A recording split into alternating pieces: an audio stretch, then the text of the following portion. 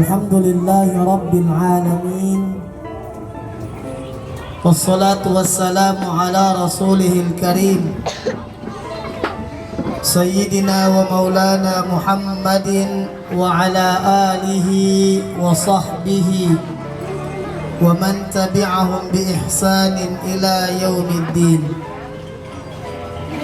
Asyhadu an la ilaha illallah wahdahu la syarika lah wa asyhadu anna Muhammadan abduhu wa rasuluhu al-mab'uts rahmatan lil alamin.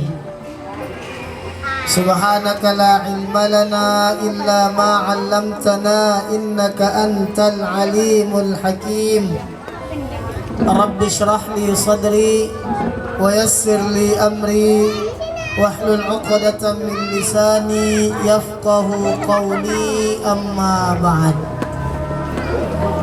Bapak Ibu, segenap orang tuaku, para jamaah, hadirin wal hadirat, wabil khusus kepada sahibul bait, saya doakan kita semua dan kita saling mendoakan, apalagi menjelang waktu berbuka, Allah Subhanahu wa taala melalui lisan Rasulnya Muhammad sallallahu alaihi wasallam memberikan jaminan bahwa doanya orang yang berpuasa menjelang dia berbuka diijabah sama Allah Subhanahu wa taala. Saya doakan kita semua, mudah-mudahan kita semua senantiasa dalam kebaikan, keberkahan, dijaga, dipelihara oleh Allah dari seluruh keburukan, dan semoga Allah Subhanahu wa taala senantiasa menggolongkan kita ke dalam golongan hamba-hambanya yang senantiasa mencintainya dan dicintai oleh Allah Subhanahu wa taala. Alhamdulillah Bapak Ibu, kita sudah berada di hari yang ketiga dari bulan mulia Ramadan. Bulan yang telah lama kita nanti-nantikan. Bahkan sebelum datangnya kita sudah tulis itu, marhaban ya Ramadan. Selamat datang bulan Ramadan. Kita menganggap bahwa bulan Ramadan ini adalah tamu agung, tamu istimewa. Karenanya kita menyambutnya dengan sukacita, bahkan menyampaikan selamat datang kepadanya. Istimewa tidaknya bulan Ramadan ini tergantung sejauh mana kita mengilmuinya. Karena tamu itu Bapak Ibu dimuliakan atau tidak tergantung seberapa kenal tuan rumah dengan dia. Kalau tuan rumahnya kenal tamunya, insya Allah tuan rumahnya akan muliakan tamunya. Makanya cara kita menjamu dan memuliakan tamu itu beda-beda. Semakin kita kenal tamu yang datang, akan semakin kita memperlakukan dia dengan baik. Jadi biar yang datang tamu mulia, tapi kita tidak kenal, biasa-biasa saja. Karena mulia tidaknya sesuatu itu sangat tergantung bagaimana kita kenal dengan dia. Kalau kita duduk dengan pejabat, tapi kita tidak tahu bahwa itu adalah pejabat, biasa-biasa Jiki. Iya. Pulang baru bilang orang, weh, masa tidak foto kau tadi? Wali kota itu. Masa tidak foto kau? Kamu tahu tadi siapa itu? Weh, gubernur itu. Baru kita sadar. Weh, coba aku tahu. Sama tuh itu artis. Kalau artisnya kita kenal, ya, kadang itu artis tidak dikenal sama orang yang tidak kenal. Orang kadang-kadang kalau tahu bilang itu artis dia jalanan, buat namamu selfie-selfie. Tapi kalau dia tidak kenal bilang itu artis, biasa-biasa. Maka tergantung seberapa kenal kita dengan dia. Ramadan ini akan kita hargai, akan kita muliakan, akan kita manfaatkan setiap peluang yang ada di dalamnya. Kalau kita tahu, kita kenal, kita ilmu ini Ramadan. Hari ini kita sudah berada di hari yang ketiga di bulan Ramadan. Sebentar lagi kita akan menyempurnakan puasa kita yang ketiga dari bulan mulia Ramadan. Bentuk perjalanan hari-hari yang sudah kita lalui di bulan Ramadan ini para jamaah menyimpan kesan, kenangan dalam hati kita masing-masing. Ya, bagaimana kita memperlakukan dia, bagaimana kemudian kita memanfaatkan setiap peluang yang ada. Yang kedua, bahwa bulan Ramadan ini dijadikan oleh Allah menjadi bulan yang mulia. Makanya kita sebut dengan bulan mulia Ramadan. Ya, Ramadan Karim, Ramadan yang mulia. Kenapa Allah mendatangkan Ramadan sebagai bulan mulia kepada kita? Tentu tidak lain dan tidak bukan karena Allah ingin memuliakan kita dengan Ramadan. Kita sepakat Bapak Ibu bahwa sesuatu itu mulia karena dia berdekatan, bersentuhan, menempel dengan sesuatu yang mulia. Sesuatu itu mulia karena dekat dengan yang mulia. Makanya ada orang bukan di pejabat, tapi setiap hari dengan pejabat, batinatun dihormati. Bukan main teman ngumpulnya pejabat, teman nongkrongnya pejabat, teman ngopinya pejabat, teman ngobrolnya pejabat. Akhirnya dia bilang orang Makassar, ni panggaliki, tidak dianggap remeh. Tidak berani orang bilang, apa toh itu? Kenapa? Karena setiap harinya dia bersentuhan dengan sesuatu yang dimuliakan. Kita ini tidak akan mungkin bisa mulia kecuali kita menghubungkan diri kita dengan sesuatu yang Allah jadikan mulia. Kecuali kita menempelkan diri kita pada sesuatu yang Allah jadikan mulia. Kecuali kita menyentuhkan diri kita pada sesuatu yang Allah jadikan mulia. Al-Quran yang ada di rumah tak Bapak Ibu, mushaf, itu kan kertasnya kertas biasa. Kertas biasa kertasnya. Kenapa dimuliakan? Karena di dalamnya tertulis ayat-ayat Al-Quran, kalam-kalam Allah, firman-firman Allah, makanya dijadikan mulia. Kertasnya kertas biasa, coba kalau tidak ada tulisan Qurannya, kertas biasa aja. Tapi karena tertulis padanya ayat-ayat Quran, menempel padanya kalam-kalam Allah, dia menjadi mulia. Tidak boleh diletakkan di sembarang tempat. Ya, kalau kita mau membacanya ada adab-adabnya, harus dalam keadaan suci dan seterusnya. Ya, memperlakukannya ada aturan-aturannya. Padahal tadinya dia kertas biasa. Kenapa dia dimuliakan?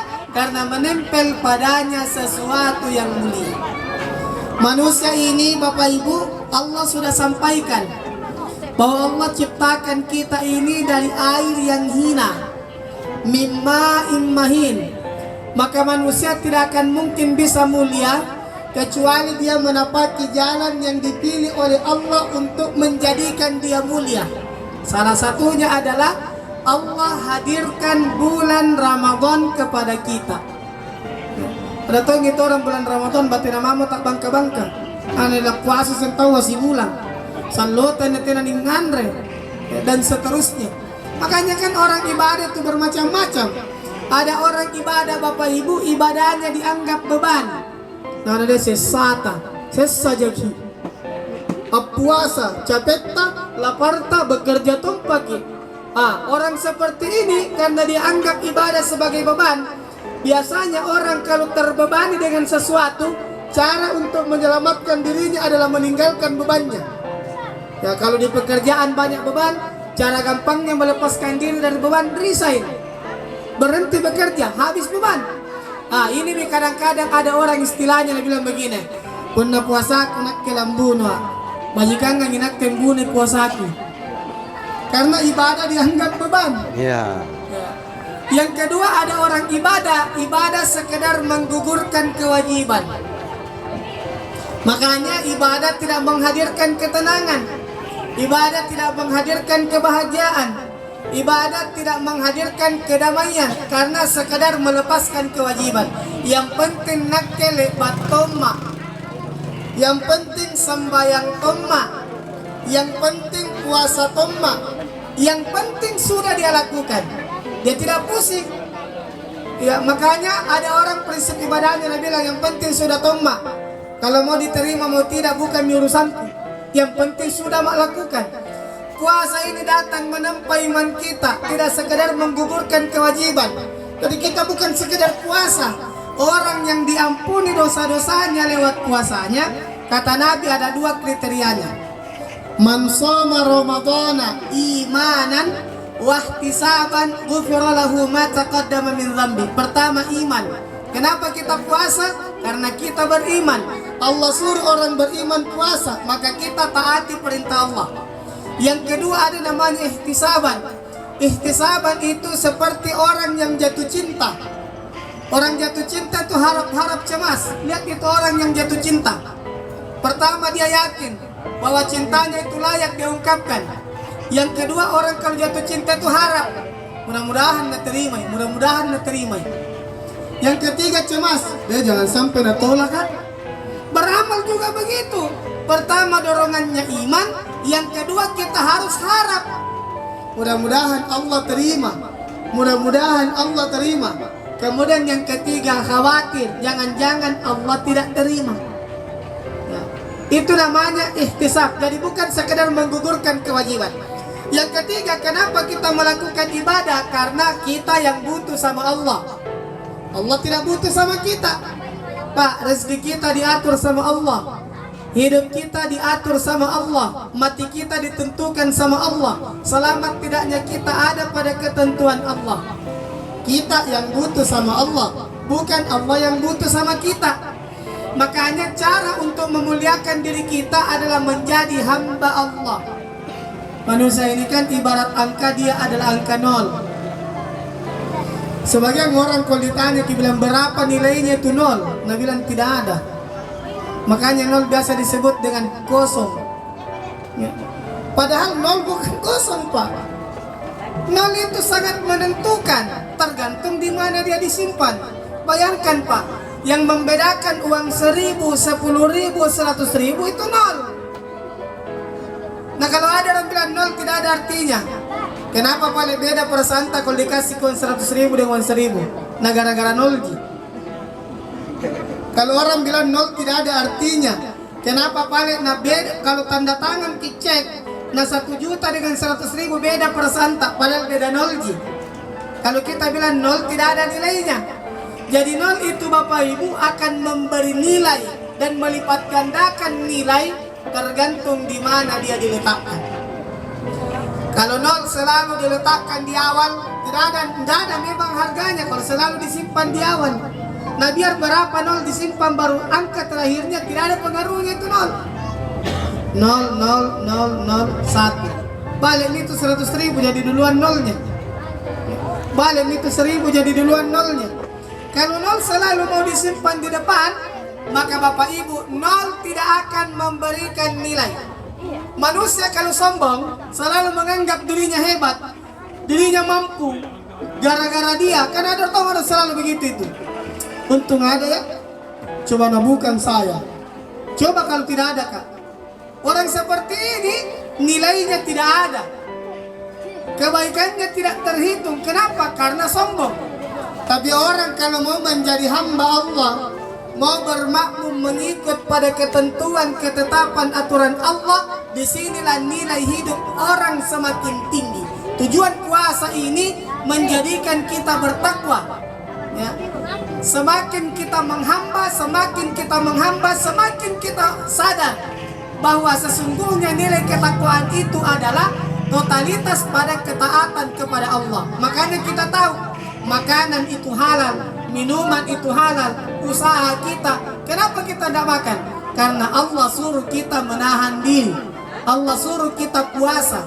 Karena pada akhirnya nanti kemenangan, keberhasilan itu diukur dari sejauh mana kita bertakwa kepada Allah Subhanahu wa taala.